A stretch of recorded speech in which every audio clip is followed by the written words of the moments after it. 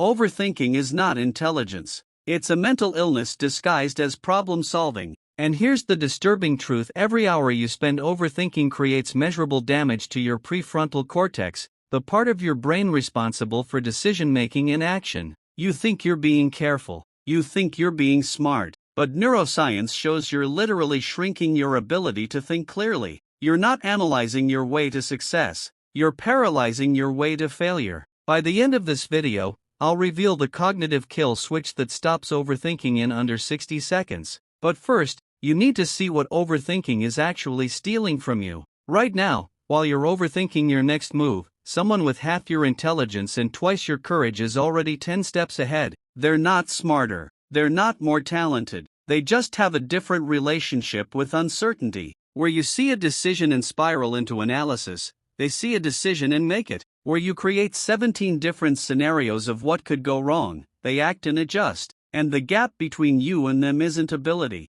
it's speed. And speed beats perfection every single time. Here's what's really happening when you overthink. Your brain is stuck in a loop. Psychologists call it rumination. You're replaying the same thoughts over and over, expecting a different outcome. But thoughts don't create clarity, action does. And every minute you spend thinking instead of doing, you're training your brain that thinking is safer than acting. You're building a neural pathway that says, when faced with uncertainty, freeze. And your brain is getting better at freezing every single day. Let me show you the cost. Overthinkers don't just delay decisions, they destroy opportunities. Because opportunities have expiration dates, that conversation you need to have, the longer you wait, the weirder it gets. That business idea you're perfecting? Someone else is launching a worse version right now and winning. That relationship you're analyzing to death? The other person is losing interest while you're running simulations in your head. Overthinking doesn't protect you from mistakes.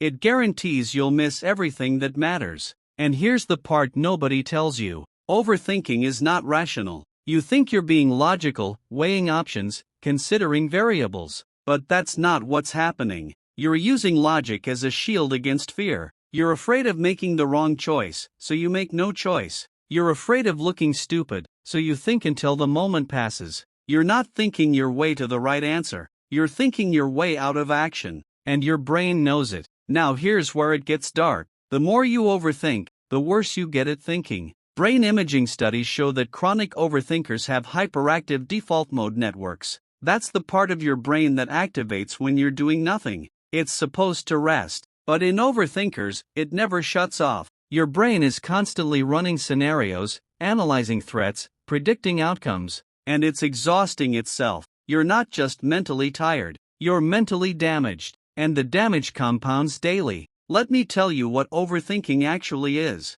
It's not caution, it's not preparation, it's avoidance disguised as productivity. You feel like you're working on the problem because you're thinking about it constantly. But thinking without action is just anxiety with a narrative. You're not solving anything. You're rehearsing failure. You're pre-experiencing rejection. You're living through worst-case scenarios that will probably never happen. And your body can't tell the difference between imagined stress and real stress. So you're destroying yourself over fiction. Here's the brutal reality. Every successful person you admire makes faster decisions than you. Not better decisions, faster ones. Because they understand something you don't. Most decisions are reversible. Most mistakes are fixable. Most failures are educational. But time is not. The time you spend overthinking is gone forever. And you can't think your way into getting it back. You can only act your way forward. Now let me show you what's happening in your brain. When you're faced with a decision, your amygdala, your fear center, lights up. It starts scanning for danger. And it always finds it. Because your brain is wired for survival, not success. It's designed to keep you alive, not fulfilled. So it amplifies risk and minimizes reward. It tells you every reason why you shouldn't act. And if you listen, you don't. But here's the thing, your amygdala is a terrible decision maker. It's reacting to patterns from 200,000 years ago when hesitation kept you from being eaten. But you're not being chased by predators. You're being chased by your own potential. And overthinking is how you let it get away. Here's the shift that changes everything. High performers don't eliminate overthinking. They just have a shorter runway. They give themselves a decision deadline. 5 minutes. 10 minutes, 1 hour. They gather the available information, make the call, and move. They understand that 70% certainty is enough, because waiting for 100% certainty means the opportunity is already gone. And a good decision made quickly beats a perfect decision made too late every single time. But here's what most people do. They disguise overthinking as doing research. They read 17 articles, watched 20 videos, asked 14 people for advice, and then they still don't act, because the research was never about gathering information. It was about delaying the discomfort of committing. And your brain will give you infinite reasons to delay. More data, more perspectives, more time. But more is never enough when the real problem is fear. Let me tell you what overthinking costs you in relationships. You replay conversations. You analyze tone. You create meaning where there is none. Someone takes 3 hours to text back and you've already written the entire story about why they hate you. You rehearse what you're going to say until the moment to say it passes. You kill spontaneity with strategy, and people feel it. They sense you're not present, you're not connecting, you're calculating, and calculation kills chemistry. Here's what it costs you professionally. You don't pitch the idea because it's not perfect. You don't apply for the job because you don't meet every requirement. You don't negotiate because you haven't planned every possible response. Meanwhile, people with less talent and more audacity are getting opportunities you're more qualified for. Because they asked, they tried, they risked looking stupid, and you stayed safe in your head, running scenarios that never materialize. Now here's the psychological insight that breaks the cycle. Overthinking is not about the decision, it's about your identity. You're afraid that if you make the wrong choice, it proves something terrible about who you are. That you're not smart enough, not careful enough, not good enough, so you delay deciding to delay being judged. But here's the truth, not deciding is still a decision, and it's always the worst one, because it guarantees you stay exactly where you are. Here's where it gets interesting. Overthinking thrives in isolation. When thoughts stay in your head, they multiply and mutate,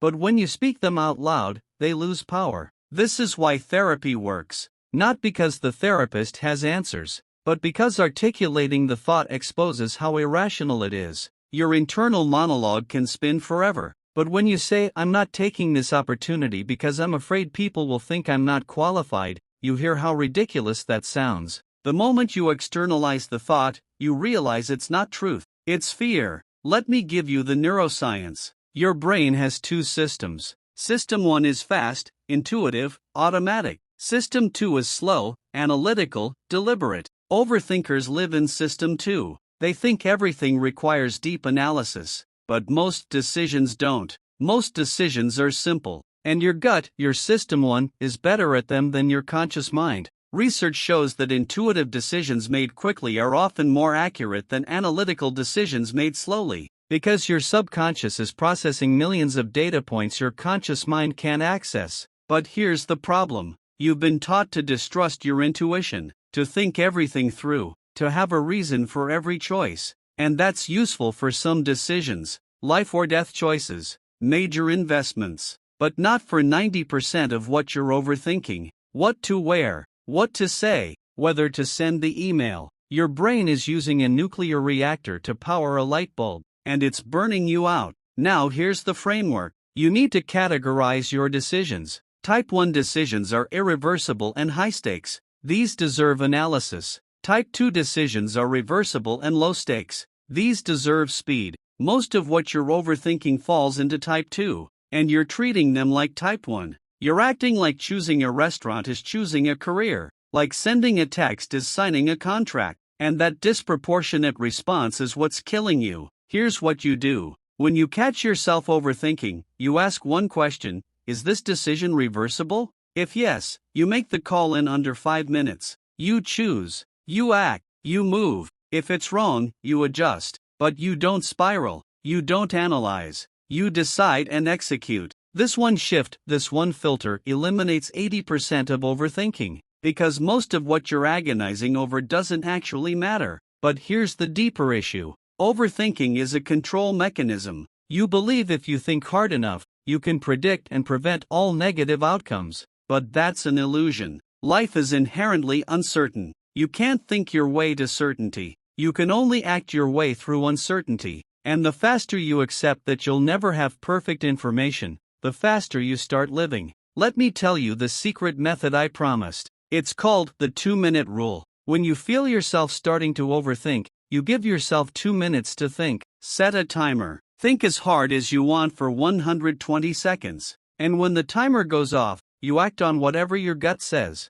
No more analysis. No more deliberation. You execute. This forces a decision. It removes the option to spiral. And here's what you'll discover: your first instinct is usually right. The overthinking that follows is just fear dressing up as wisdom. Now let's talk about what happens when you stop overthinking. First, you get faster. Opportunities that used to pass you by become accessible because you act before they disappear. Second, you get bolder. You stop waiting for permission or perfection. You try things. You fail faster. You learn quicker. Third, you get calmer, because you're not carrying 17 imaginary futures in your head. You're just dealing with the one real present. Here's what people don't understand: clarity doesn't come from thinking, it comes from doing. You don't think your way into knowing what you want, you act your way into it. You try things, you eliminate what doesn't work, you double down on what does. But if you're stuck in your head,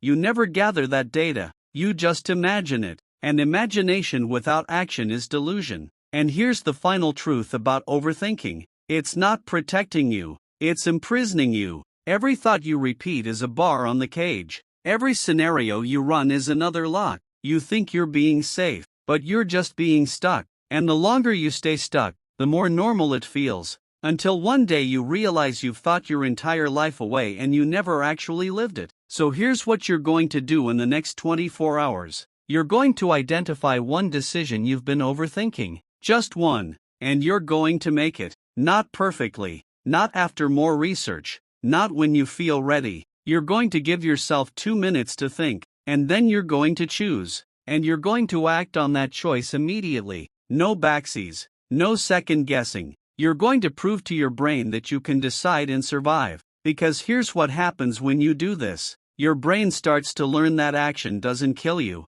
That imperfect decisions are better than no decisions. That speed creates momentum. And momentum creates results. And results create confidence. And confidence kills overthinking. It's a loop, but you have to start it. And you start it by making one fast decision today. Here's the identity shift you need. You're not an overthinker. You're someone who temporarily got stuck in a pattern of overthinking. And patterns can be broken, not by thinking about breaking them, but by acting differently. You don't overcome overthinking by analyzing it. You overcome it by interrupting it with action. Every single time. Stop thinking. Start doing. The life you want is on the other side of the decision you keep delaying. And that decision doesn't require more thought. It requires more courage. So stop rehearsing. Stop simulating. Stop preparing. Just move. Messy, imperfect, uncertain, but move. Because motion beats meditation every time.